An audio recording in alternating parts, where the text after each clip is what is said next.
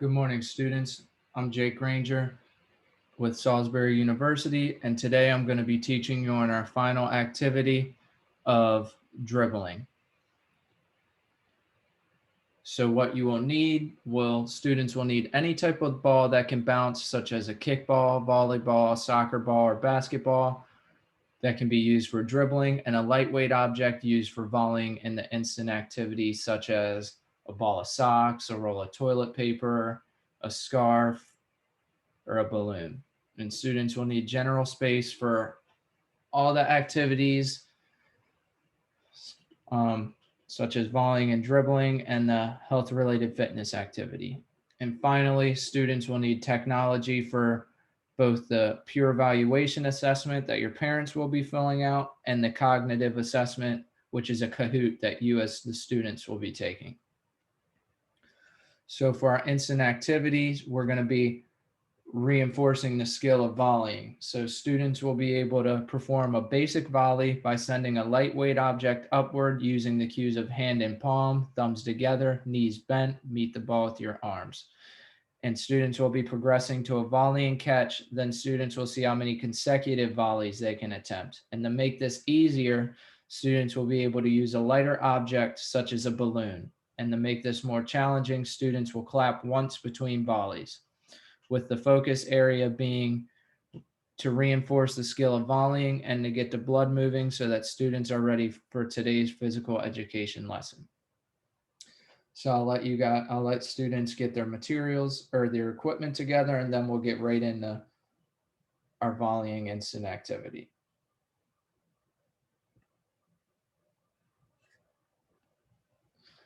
So for volleying, we're going to be using the cues of hand in palm, thumbs together, knees bent, and meeting the lightweight object with your arms. So for our first activity, all we're going to be doing is volleying a lightweight object upward. Ready, set, go.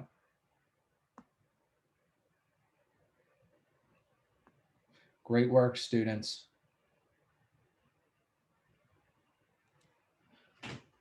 Remember to be using the cues of hand in palms, thumb together, knees bent, and meet the ball with your arms. About 10 more seconds.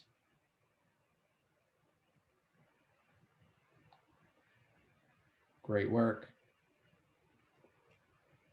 5, 4, 3, 2, 1.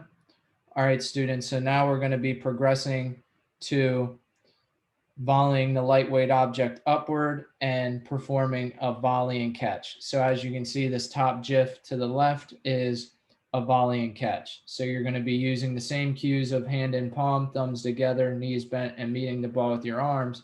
But as the lightweight object's on its way down, you're going to catch it and then perform another volley. Ready, set, go. Great work, students.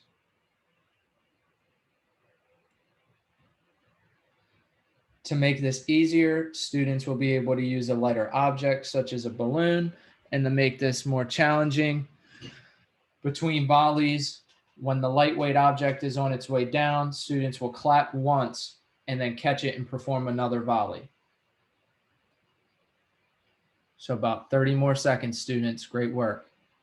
Remember to be using the cues of hand in palm, thumbs together, knees bent, and meeting the lightweight object or ball with your arms.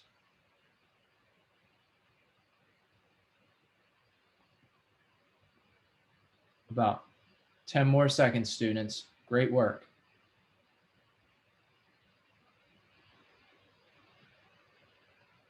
5, 4, 3, 2, 1.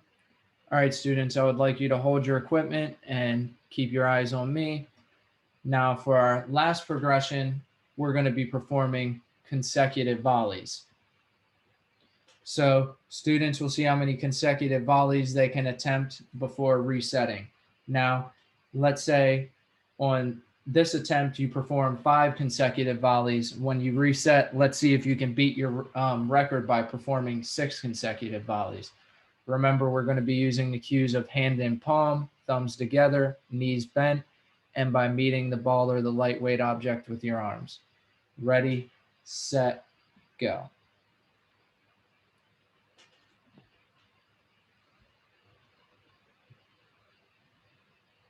Great work, students. And remember, to make it easier, you can use a lighter object such as a balloon so you have more time to perform a volley, or to make it more challenging, which will be pretty challenging, you can try and clap between your consecutive volleys. Remember to be using the cue of hand in palm, thumbs together, knees bent, and meet the ball or the lightweight object with your arms, students. About 20 more seconds. Great work.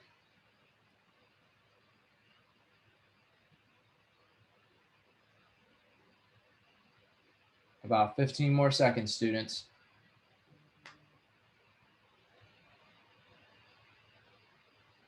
Five, four, three, two, one.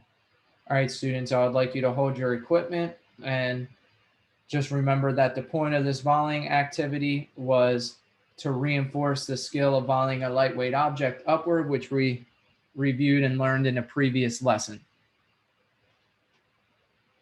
So what we are learning today is we are going to be able to dribble a ball with one hand attempting second contact. And the skill of dribbling is important because it is a necessary skill in order to travel around the court in basketball. But before we get into our dribbling activity, we're going to be working on our health-related fitness activity, which is static and dynamic stretches. And today we are focusing on flexibility because in basketball, we use a lot of large muscle groups. So we're going to be working on dynamic stretches, which are stretches on the move, and static stretches, which are stationary stretches. So after getting in your general space, we are going to start with jumping jacks. Now, as you can see, the bottom left GIF, a jumping jack consists of arms by your side, bend your knees, and when you jump, bring your arms up and spread your legs. And we're going to be doing this jumping jack, which is a static stretch because it is stationary, for a minute.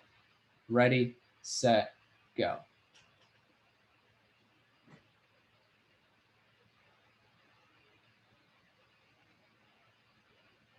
Great work, students. Now, if you're finding this a little bit easy, you can increase the speed of your jumping jacks. And if you're finding it a little bit challenging, you can decrease the speed of your jumping jacks. But great work, students. Remember to have your arms at your side, bend your knees, and when you jump, spread your legs and bring your arms up. About 15 more seconds, students.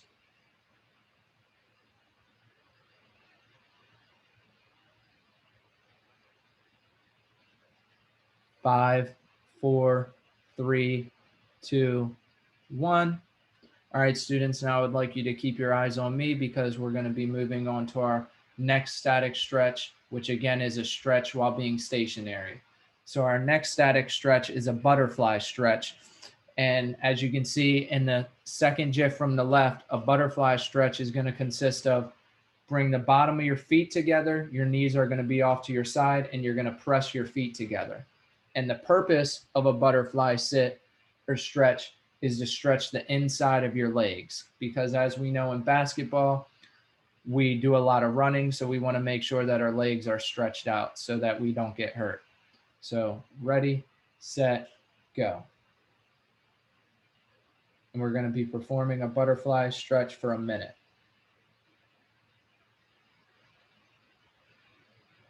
Great work, students. And the goal of this stretch is to try and push your knees down to the ground as far as you can so you can really feel that stretch. And remember, in basketball, we use a lot of large muscle groups. So that's the point of doing dynamic and static stretching. About 20 more seconds, students.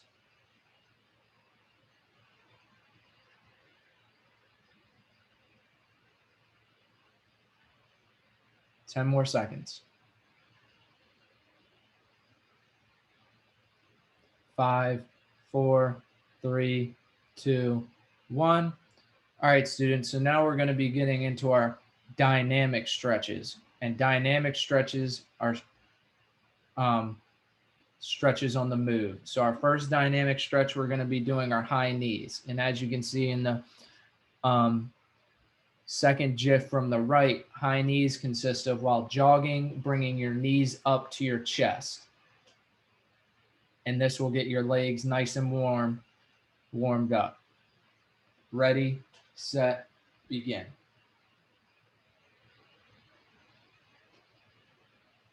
Great work, students. Great job at bringing your knees up to your chest. And if you're finding this a little bit easy, you can increase the distance of your dynamic stretch. But if you're finding it a little bit challenging, excuse me, you can decrease the distance of your dynamic stretch.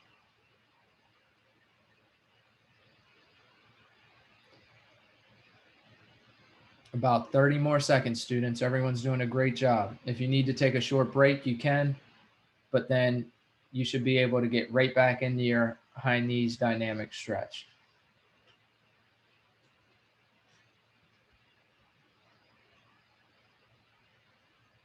Ten more seconds, students. Great work. 5, 4, 3, 2, 1. All right, students, now we're going to take a quick break, and I would like you to place your hand over your heart. And by doing that, you should feel your heart beating pretty rapidly, which is good because that's getting our blood flowing and it's warming our body up. And remember that dynamic stretches are stretches on the move, while static stretches are stationary stretches. So for our last dynamic stretch, we're going to be performing as a hip flexor.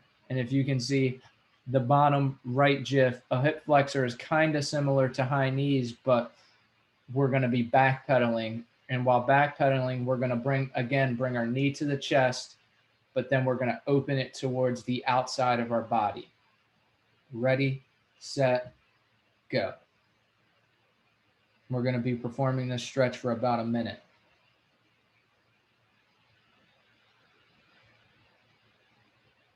And in order to make this easier, you can decrease the distance of your dynamic stretch, but to make it more challenging, you can increase the distance of your dynamic stretch so that you're traveling a further distance.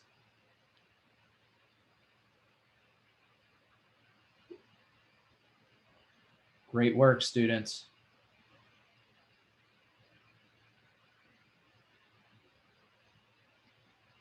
About 20 more seconds, students. Everyone's doing a great job. Remember to bring your knees to your chest and open them towards the outside of your body. And if you need assistance, you can look at the bottom right GIF. About 5 more seconds, students. 5, 4, 3, 2, 1. Great work. Now we're going to be moving on to our activity 1, which is a bounce and catch. So students will be able to perform a bounce and catch by pushing the ball down with both hands and catching it on the way back up, using the cues of knee bent, finger pads, and eyes on ball. Students will be progressing to performing a bounce and catch with your dominant and non-dominant hands. And to make this easier, students will be able to use a bigger, softer, bouncier ball to perform a bounce and catch. And in order to make this more challenging, students will be able to perform a bounce and catch by using a basketball while keeping their head up. So as you can see, these GIFs to the right are visual supports, so you can see exactly the cues that will be used for dribbling. So the top one is knees bent, and then finger pads, which are right here, and then keeping your eyes onto the ball. So for activity 1, or for task progression 1 in our bounce and catch, we're going to be pushing the ball down with both hands and catching it on the way back up using the cues of knees bent, finger pads, and eyes on ball. Ready, set, go.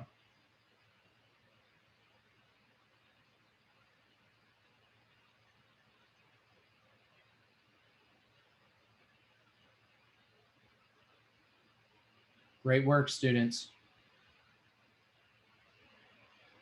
In order to make this easier, you can use a bouncier ball, like a bigger, softer, bouncier ball to perform a bounce and catch. And in order to make this more challenging, you can try and keep your head up while using a basketball to perform a bounce and catch.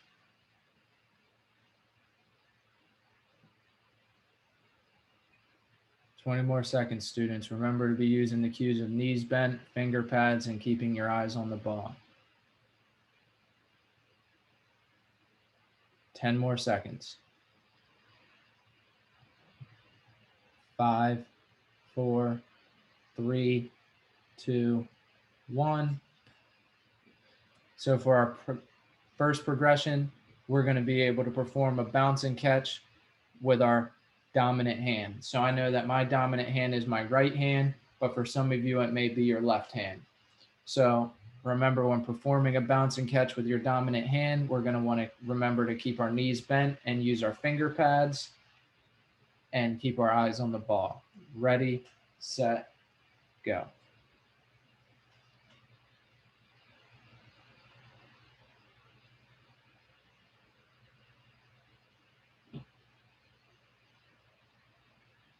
Great work, students. If you're finding this easy, try and keep your eyes up and use a basketball. But if you're finding it a little bit challenging, which is okay, try and use a softer, bouncier ball.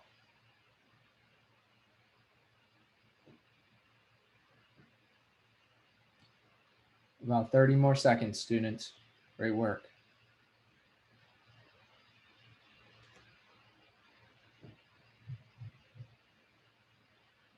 Remember to be using the cues of knees bent, finger pads, and keeping your eyes on the ball. About 10 more seconds, students. 5, 4, 3, 2, 1. All right, students, so now I would like you to hold your equipment and keep your eyes on me. So we just performed a bounce and catch with our dominant hand, or the hand that we write with. So if you performed the bounce and catch with your right hand, now we're going to perform one with our left hand. But if you performed your first bounce and catch with your left hand, now we're going to perform our bounce and catch with our right hand. So ready, set, begin.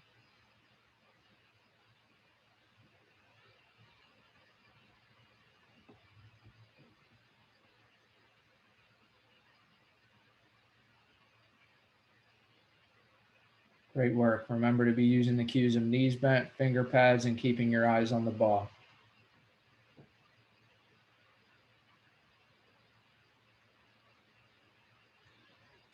If this is too easy, again, try keeping your eyes up and using a basketball, but this might be a little bit more challenging because we may not be used to using our non-dominant hand as much. But if you're finding this a little bit challenging, try using a softer and bouncier ball. And remember to use the cues of knees bent, finger pads, and eyes on ball. About 10 more seconds, students. Great work. 5, 4, 3, 2, 1. All right, students, now I would like you to hold your equipment as we're going to be moving on to activity 2. And activity 2, we're going to be performing a bounce and clap. So students will be able to dribble a ball attempting second contact with both their dominant and non-dominant hands, again using the cues of knees bent, finger pads, and eyes on the ball. So we're going to be progressing to clapping once and twice on the bounce back up. And to make this easier, students can use a lighter, softer, and bouncier ball. And in order to make this more challenging, students will be able to perform a bounce and clap while keeping your head up. So for our first activity, we're just going to be dribbling in our self space, attempting second contact with both our dominant and a non-dominant hand. But first, I would like you to start dribbling with your dominant hand. Ready, set, go.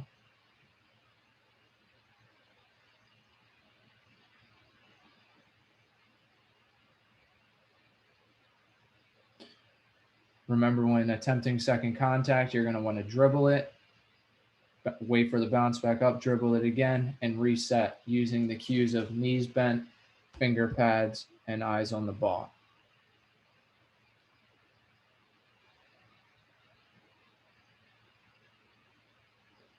About 20 more seconds. Great work.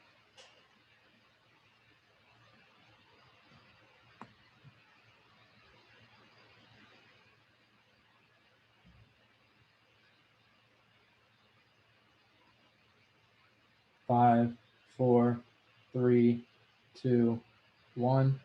All right, students. So if we, when attempting second contact, we started out with our right hand. Now we're going to be starting out with our non-dominant hand, which for me will be my left hand. Remember to use the cues of knees bent, finger pads, and eyes on the ball. Ready, set, go.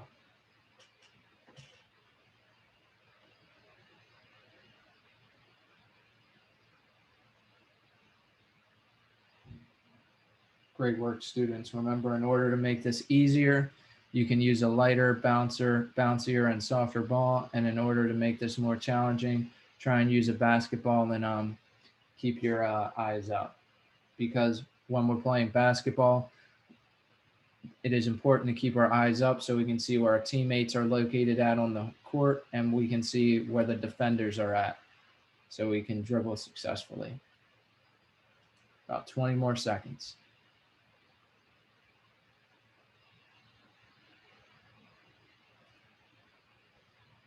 10 more seconds, students.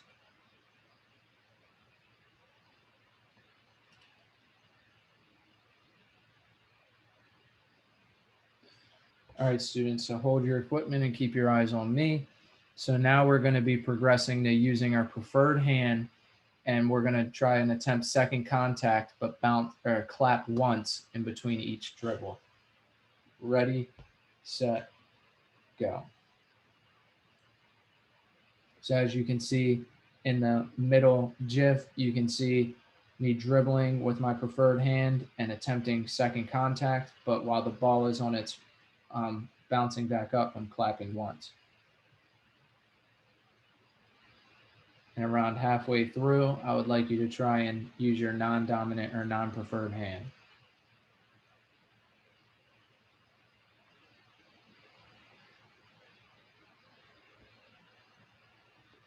And if you're finding this challenging, you can try and use a lighter ball. About 15 more seconds.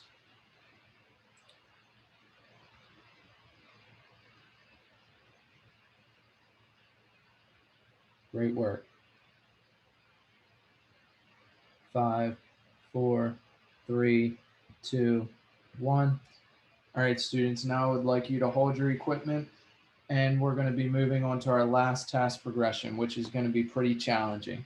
So we're going to dribble attempting second contact with our preferred hand, but while the ball is on its bouncing back up, we're going to try and clap twice and then attempt second contact.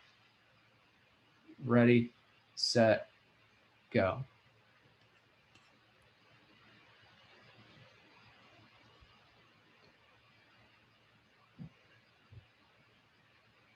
Great work, students. Remember to be using the cues of knees bent, finger pads, and eyes on the ball. And this may be pretty challenging, so you may want to use a bouncier ball that's light so it can bounce high, and then you can clap twice and then attempt second contact with your preferred hand. All right, students, so if you started out with your right hand, I would like you to switch to your left. And if you started out with your left, I would like you to switch to using your right. Got about 30 more seconds. If this is too challenging of clapping twice, you can go back to just attempting second contact without a clap or with one clap. 15 more seconds, students.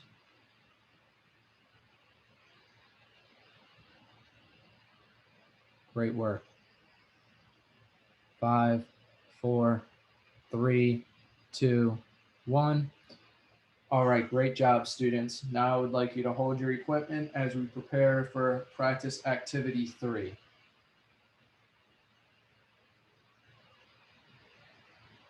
All right, so now for activity 3, we're going to be performing a crossover. Remember, we're going to be using the cues of knees bent, finger pads, and eyes on ball.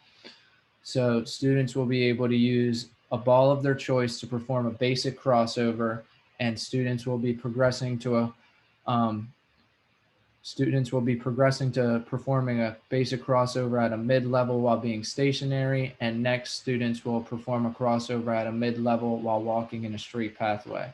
To make this easier, students will start dribbling with their preferred hand, then dribble with their non-preferred hand to attempt second contact. And to make this more challenging, students will be able to perform a crossover at a low level.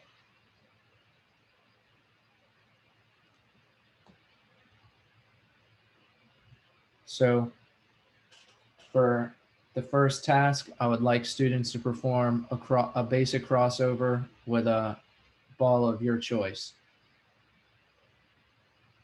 Remember to use the cues of knees bent, finger pads, and eyes on the ball.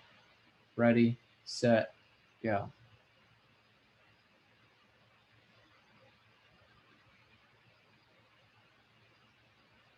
Great work, students. Remember to keep your knees bent, use your finger pads, and keep your eyes on the ball. And to make this easier, you can just start dribbling with your right hand and then attempt second contact with your left hand. Or if your preferred hand's your left hand, start dribbling with your left hand and then attempt second contact with your right hand. But if you're finding this easy, to make this more challenging, you can perform a crossover at a low level, which will be at like below your knees. So about 20 more seconds, students.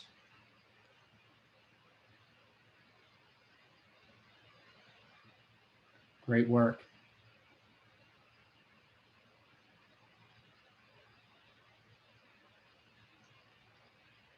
5, 4, 3, 2, 1.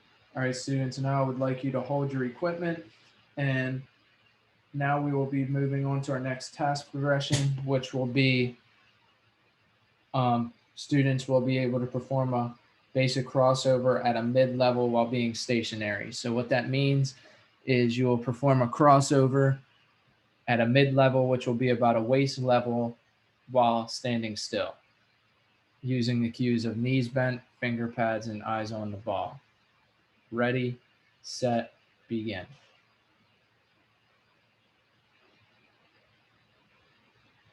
If you need visual support, you can look at the top GIF, and that's just what a basic crossover should look like. Great work, students. Remember, in order to make it easier, you can just dribble with your preferred hand, then non-preferred hand. But if you're finding mid-level a bit easy, to make it more challenging, try dribbling at a lower level and performing your crossover at a lower level. About 20 more seconds.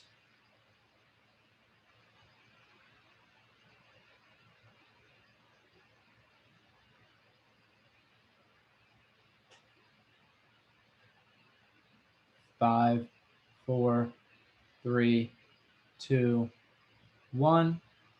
All right, students, so now I would like you to hold your equipment, and I would like you to tell me what the critical cues are used for dribbling. That's right. The critical cues used for dribbling are keeping your knees bent, finger pads, and keeping your eyes on the ball. So now for our last task progression, students will be able to perform a crossover at a mid-level while walking in a straight pathway. So if you look at the bottom GIF, you can see that I'm performing a basic crossover at a mid-level, which again is a waist level while walking in a straight pathway. Ready, set, begin.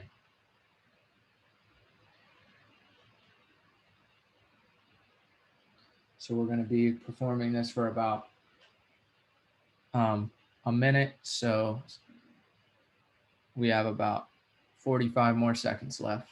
And remember, in order to make this easier, while walking, just dribble with your right hand or your preferred hand and then attempt second contact with your non-preferred hand. But in order to make this more challenging, try and perform a crossover at a low level while walking in a straight pathway, which again is below the knees. So a low level will be about below the knees, a mid level will be about right at the waist, and then a high level would be around your stomach or chest. But great work. Remember to be using the cues of knees bent, finger pads, and eyes on the ball. Got about 20 more seconds.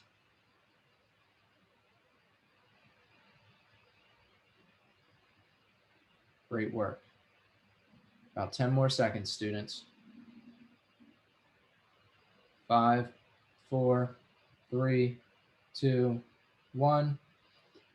All right, students, so now I would like you to hold your equipment and keep your eyes on me while I ask you a few questions. So when performing a crossover, did you find it the hardest at a low level? Yes, it should be the hardest at a low level because you would need to have quicker reaction time because the ball is bouncing faster. And secondly, what is the purpose of dribbling? Yes, the purpose of dribbling is a necessary skill so you can move around the court in basketball. So for the review of our lesson, parents will be using a peer evaluation sheet to assess learning, and students will be taking a Kahoot cognitive assessment on the skill of dribbling, and links will be posted in the description of the YouTube video. Thank you. Once again, I'm Jake from Salisbury University, and that was our final lesson on dribbling. So have a great day.